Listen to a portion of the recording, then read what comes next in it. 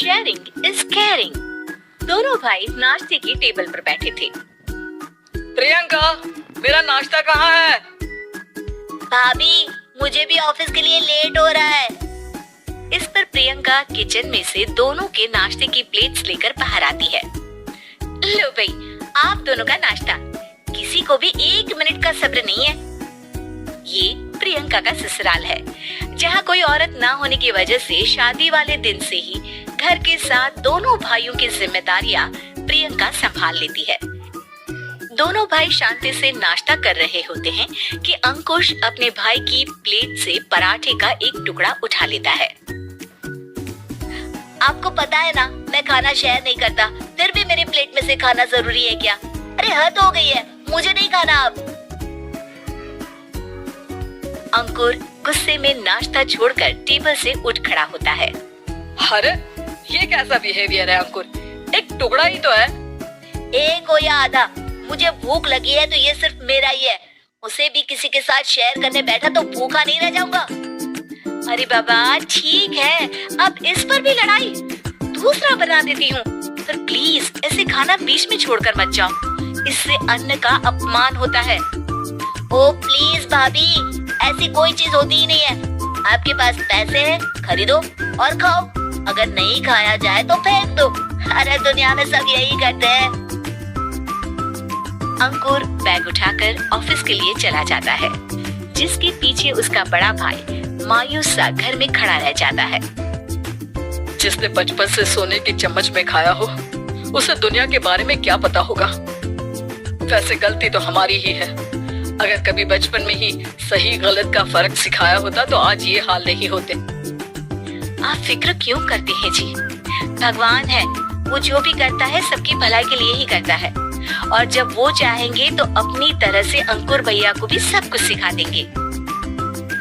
पत्नी की बात पर विश्वास कर अंकुश भी ऑफिस चला जाता है। सुबह से दोपहर होती है और अंकुर लंच करने ऑफिस के पास वाले रेस्टोरेंट में पहुंचता है, जहां वो एक साथ बहुत सारा खाना ऑर्डर कर देता है। सर, क्या कोई आपको ज्वाइन करने वाला है? नहीं तो क्यों? अब कुछ नहीं सर, ऐसे ही। वेटर चला जाता है और कुछ देर में अंकुर का ऑर्डर लेकर वापस आता है, जिस पर अंकुर सब डिशेस में से थोड़ा थोड़ा खाकर बाकी ऐसे ही छोड़कर बिल देकर चला जाता है। वाह भगवान तेरी माया, कहीं कोई एक एक टुकड़े के लिए तरसता रहता है और ये 5 लोगों का खाना ऑर्डर करके एक का भी पूरा नहीं खाते। पैसे वालों की माया। वेटर टेबल साफ कर बचा हुआ सारा खाना लेकर रेस्टोरेंट के पीछे घूम रहे बच्चों के पास पहुंच जाता है, जिसे देख बच्चों के चेहरे खिल उठते हैं। वाह, आज इतना सारा खाना आया। थैंक यू भैया, भगवान आपको खाने की फैक्ट्री बना दे।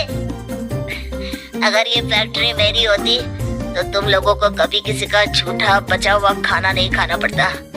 चलो तुम लोग खाओ, पर ध्यान रखो किसी को पता ना चले, नहीं तो मेरी नौकरी चली जाएगी। इसी के साथ दिन बीतता है और रात को दोनों भाई एक साथ घर पहुंचते हैं। कुछ देर में सब डिनर करने बैठते हैं, जहां अंकुश अंकुर को समझाने की कोशिश करता है। अंकुर, अगर हमें लाइफ में सब कुछ मिला है, इसका ये मतलब नहीं कि तुम उसका गलत फायदा उठाओ, बल्कि तुम्हें उसकी मदद से दूसरों को भी मदद करनी चाहिए। भैया, जिनके पास नहीं है उनकी वजह मैं तो नहीं ना, और ऐसे बहुत लोग हैं जिनके पास सब कुछ है। इसलिए अगर मैं एक इंसान कुछ नहीं करूँगा तो कोई फर्क नहीं पड़ने वाला।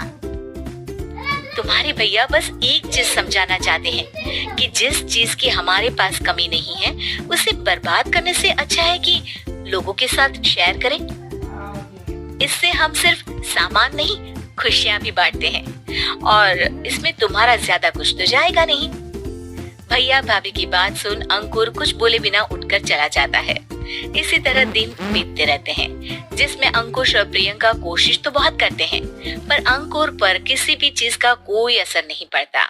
एक दोपहर अंकुर सैंडविच खाते हुए सड़क के किनारे चल रहा होता है, तभी उसकी नजर आइसक्रीम वाले पर पड़ती है और वो सैंडविच सड़क किनारे फेंक आइसक्रीम खरीदने पहुंच जाता है। अब इसे कहते हैं जिंदगी का सुख। जैसे ही अंकुर आइसक्रीम लेकर पीछे मुड़ता है तो एक आदमी को सड़क से वही सैंडविच उठाते हुए दिखता है। वो आदमी बहुत कमजोर, गरीब, जैसे बहुत दिनों से खाना ना खाया हो वैसा लग रहा था। अंकुर उसके पास जाकर खड़ा हो जाता है। उसे देखकर आदमी सैंडविच अंकुर की तरफ कर देता है। आपको भी खाना है क्या? क्या हम इसे आधा आधा कर ले? मुझे बहुत भूख लगी है। वो मेरा ही झूठा सैंडविच है, तुम दूसरा खरीद कर क्यों नहीं खा लेते? इसे क्यों खा रहे हो? अरे भैया, अगर खरीदने के पैसे होते तो 4 दिन से भूखा नहीं घूम रहा होता। हैं? क्या तुमने 4 दिन से कुछ नहीं खाया, फिर भी इस आधे सैंडविच को मेरे साथ बांटने के लिए तैयार हो गए? क्यों? अरे भैया, पैसा नहीं है तो क्या हुआ, इंसानियत आज भी उतनी महंगी नहीं हुई और ना ही उस पर अमीर गरीब का टैग लगा है जो हम उसे रख ना सके। पर अफसोस, आजकल लोगों के अंदर पोषण, खून या विटामिन से ज्यादा इंसानियत की कमी होने लगी है। आदमी की बातों से अंकुर को समझ में आ जाता है कि वो आज तक कितना गलत काम करता आ रहा था। इसके बाद से वो अपनी किसी के साथ शेयर नहीं करने और खाने को बर्बाद करने वाली आदत को छोड़ देता है।